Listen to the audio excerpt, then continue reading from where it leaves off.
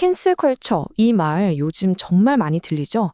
그래서 오늘 전문가들은 이걸 어떻게 보고 있는지, 그리고 이게 사실 우리 삶에 어떤 의미가 있는지 한번 제대로 파헤쳐 보려고 합니다.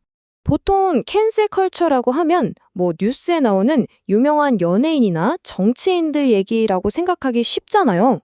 그런데 과연 그럴까요? 이 질문 한번 진지하게 생각해 볼 필요가 있습니다. 자, 이걸 좀 보세요. 우리가 막연하게 저런 사람들이 타겟이겠지? 했던 거랑 실제 현실이 얼마나 다른지 정말 놀랍지 않나요? 사실 이 캔슬 컬처의 칼날에 가장 쉽게 베이는 사람들은 거대한 소속사나 법무팀을 가진 유명인들이 아니에요. 바로 우리 주변의 평범한 전문가들, 자영업자들입니다. 그래서 오늘 우리가 함께 짚어볼 내용들입니다. 이게 왜 남의 일이 아닌지부터 시작해서요. 캔슬링이 대체 어떤 식으로 작동하는지, 또 여기에 아주 성공적으로 맞서 싸운 사람들의 이야기는 어떤지, 그리고 이게 결코 어느 한쪽만의 문제가 아니라는 사실까지도요. 마지막으로 가장 중요한 것, 바로 우리 스스로를 지킬 수 있는 온라인 방어 전략까지 오늘 확실하게 알려드리겠습니다. 자, 그럼 첫 번째 섹션부터 바로 들어가 보죠. 이게 왜 나와 상관없는 딴 세상 이야기가 아니라 바로 당신에게 더 위험할 수 있는지 지금부터 알아보겠습니다. 한번 생각해 보세요. 유명인들은 무슨 일 터지면 위기관리팀에, 변호사에, 에이전트까지 거대한 방패막이 있잖아요. 근데 우리 대부분은 어떻죠? 그런 거 없죠? 바로 그겁니다. 그렇기 때문에 단 한 번의 온라인 공격으로 평생을 바쳐 쌓아올린 경력이 그야말로 한순간에 박살 날 수 있다는 거예요. 전문가 에반 니어만은 이렇게까지 말합니다. 이것은 경력을 방해하고 탈선시키고 파괴할 수 있는 종류의 현상이다. 정말 섬뜩한 경고 아닌가요? 우리에겐 이런 무차별적인 공격을 막아낼 자원이 없으니까요. 좋아요. 그럼 현대사회의 캔슬 컬처라는 게 정확히 뭘까요? 예전에 우리가 알던 시위나 항해운동가는 뭐가 또 어떻게 다른 걸까요? 여기에 그 차이가 아주 명확하게 보입니다. 과거의 시위는 속도가 느렸어요. 그리고 대화를 원했죠. 하지만 지금은 완전히 달라요. 인터넷 속도로 순식간에 전 세계로 퍼져나가고요. 국경 없는 디지털 군중을 동원해서 대화가 아니라 그냥 영구적인 파멸을 원합니다. 회복할 기회요? 그런 건 애초에 고려 대상도 아니에요. 이런 현상을 주도하는 사람들을 캔슬 벌처라고 부르기도 합니다. 우리말로 하면 시체 청소부 독수리 정도 될까요? 말 그대로 다른 사람의 고통, 무너진 명성을 먹이 삼아서 자기 좋아요나 팔로워 수를 늘리는 거죠. 참 씁쓸한 현실입니다. 이 현상을 분석한 캔뎀이라는 6단계 모델이 있는데요. 하나씩 천천히 한번 보죠. 첫째, collective, 집단적입니다. 공격의 대상을 한 개인이 아니라 특정 집단 전체에 대한 범죄로 규정해버려요. 둘째, accelerate, 가속화.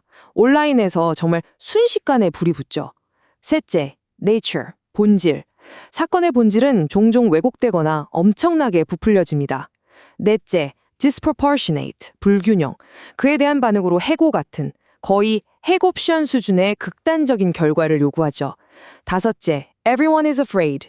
주변 사람들은 보복이 두려워서 아무도 그를 변호해주지 못합니다. 마지막 여섯째, moral absolutism.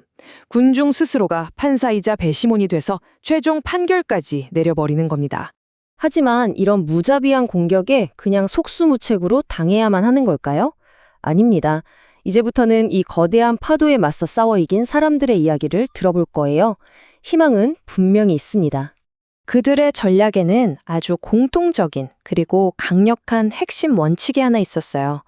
바로 이겁니다. 나는 캔슬되지 않겠다. 군중에게 고개 숙이고 사과하는 대신 그냥 당당하게 맞서는 거죠. 유명한 사례 두 가지만 짧게 말씀드릴게요. 먼저 코미디언 데이브 샤펠. 그의 농담이 트랜스젠더 혐오라는 비난이 쏟아졌을 때 그는 사과를 거부했습니다. 대신 코미디언으로서 표현의 자유를 지켰죠. 다음은 가수 제이슨 알딘인데요. 그의 노래가 린치를 옹호한다는 공격을 받자 침묵하는 대신 정면으로 성명을 내고 노래의 진짜 의미는 그게 아니라고 해명했습니다. 하지만 이런 이야기가 저 멀리 있는 유명인들만의 얘기는 아닙니다. 평범한 소상공인 미셸 맥팔랜드의 이야기를 한번 들어보세요. 어느 날 아침 라스베가스 호텔에서 눈을 떴는데 휴대폰에 내 사업을 완전히 망가뜨려 버리겠다는 수백 통의 증오 메시지가 와 있었던 거예요. 평범했던 그녀의 삶이 하루아침에 지옥으로 변한 거죠. 아니, 도대체 뭘 그렇게 잘못했길래 이런 끔찍한 표적 공격을 당했던 걸까요? 정말 믿기지 않으시겠지만 그 이유는 그냥 사람을 착각한 거였어요. 네, 잘못 들으신 게 아닙니다.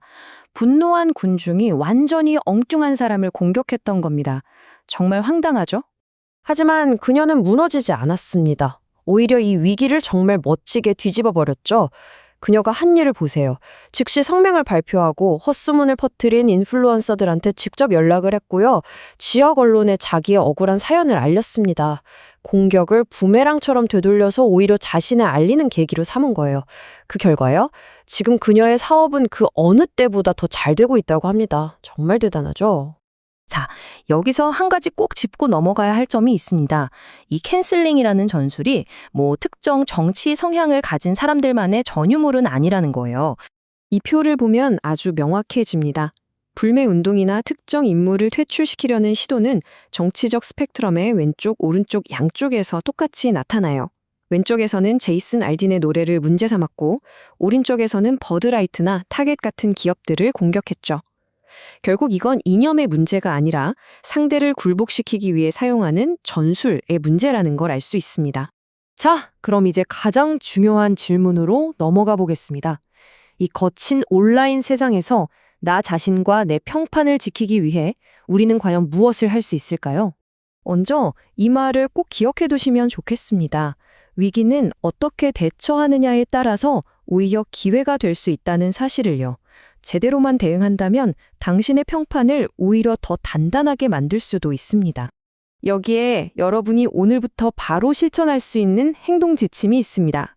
첫째, 아무거나 막 공유하지 마세요. 너무 많은 개인정보는 약점이 될 수 있습니다. 둘째, 목적을 갖고 게시하세요. 내가 올리는 모든 것이 나라는 브랜드를 만드는 겁니다. 셋째, 게시하기 전에 항상 스스로에게 물어보세요. 이 글 10년 뒤에 봐도 괜찮을까? 그리고 만약 부당한 공격을 받는다면 반드시 나를 위해 목소리를 내세요. 내 이야기는 나밖에 할 사람이 없습니다. 마지막으로 쉽게 굴복하지 마세요. 진실의 편에 서서 나 자신을 지킬 준비가 되어 있어야 합니다. 마지막으로 벤자민 프랭클린의 말을 전하면서 마무리하겠습니다. 평편을 쌓는 데는 평생이 걸리지만 잃는 것은 한순간이다. 디지털 세상에서 이 말의 무게는 그 어느 때보다 무겁게 다가오는 것 같습니다.